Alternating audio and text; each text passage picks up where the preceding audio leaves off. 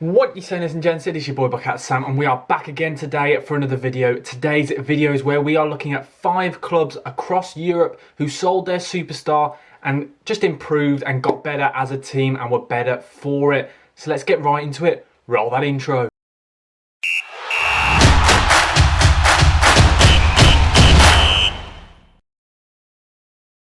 In at number 5 this week, we have Lille. The French club, since 2018, have sold a lot of players and generated over 320 million in income, sending the likes of Gabriel and Pepe to Arsenal. And yeah, let's see how that's worked out for Arsenal. But anyway, that is not the point of this video. The superstar that they sold was last season, and it was Victor Osimhen, who they sold for just over 70 million to Napoli. The Nigerian international scored 18 goals in all competitions last season for Lille. So he was their superstar, where they finished 4th in the league, qualifying for Europa. A lot of fans were extremely worried after the sale and thinking, where will the goals be coming from? But luckily, Lille reinvested extremely smartly, buying Jonathan David and the Turkish international, the great Yilmaz.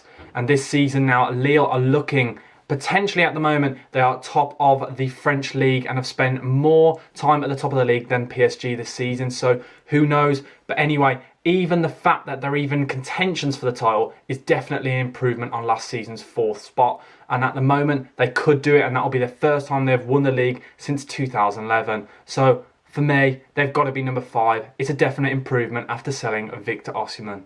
Now on to 4th place, we have Leicester City. Back in 2015-16 season, we all know that Leicester City won the title. Absolutely bizarre season, but we love to see it. But the 2 following seasons after that, Leicester finished 12th and 9th respectively, which is a bit of a fall down. But then they sold their superstar, Harry Maguire, for reported 78.3 million to Manchester United. After the sale of Harry Maguire, the following season, they reinvested that money into players like Maddison, Pereira, Soyuncu. Absolutely brilliant signings, and then finished 5th in the league, which is the 2nd best finish, but obviously behind coming 1st in their Premier League history. And then this season, after further investment, they've invested in the top-notch player, one of my favourite players this season, and it's a real shame he got injured, James Justin. And this season, they are competing with Manchester United for that 2nd spot. And how ironic, they're competing with Harry Maguire's Manchester United. He's the captain of the side.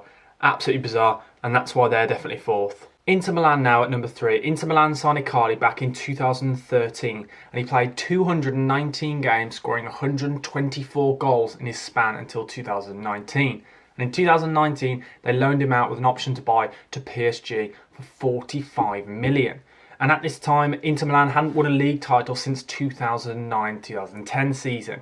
Whereas last season, they pushed for the first time in a long time for the title, and they got to the Europa League final. But not only that, this season, they are now 6 points clear at the top of Serie A. They replaced Icardi and they upgraded with Lukaku, who, yes, did cost 20 million more. But that £20 million investment, Lukaku has been absolutely ridiculous this season. So I would definitely say, since they sold Icardi, their old club captain, Serie A is now Inter Milan's, and they've improved. In at number 2 now, we have Sporting Club de Portugal, also known as Sporting Lisbon. The superstar they sold was Bruno Fernandes to Manchester United, reported 55 million with all the add-ons.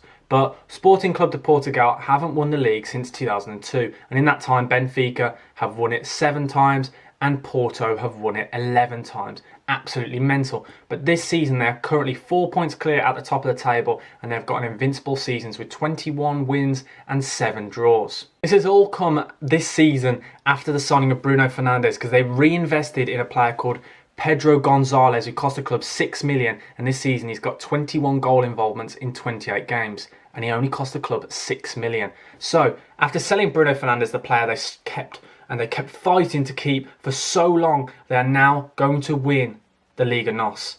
Absolutely mental. The club definitely have improved after selling Bruno Fernandes. Now on to number 1, it is Liverpool. Back in January 2018, Liverpool sold Philippe Coutinho for reportedly, with add-ons, up to 120 million. But reportedly, at the moment, it's still 105 because those add-ons haven't been activated, which is mental. At that time, in the 13 league starts he had that season for Liverpool, he got 13 goal involvements. And we all know he was an integral part to that Liverpool side. In that same season, they got rid of Philippe Coutinho. They won the Champions League. and they then reinvested that money into Virgil van Dijk, Fabinho, Alisson, Keita, and then the season after that, they won the Premier League. So that is definitely got to be number one, because after selling Philippe Coutinho, the club 100% improved. Who'd have thought it? Yes, guys, thank you for watching. Those are the 5 clubs that I think improved after selling their superstars. Please comment below any of yours if you agree with mine, if you don't agree, if you've got some that I may have missed. I could do a part 2.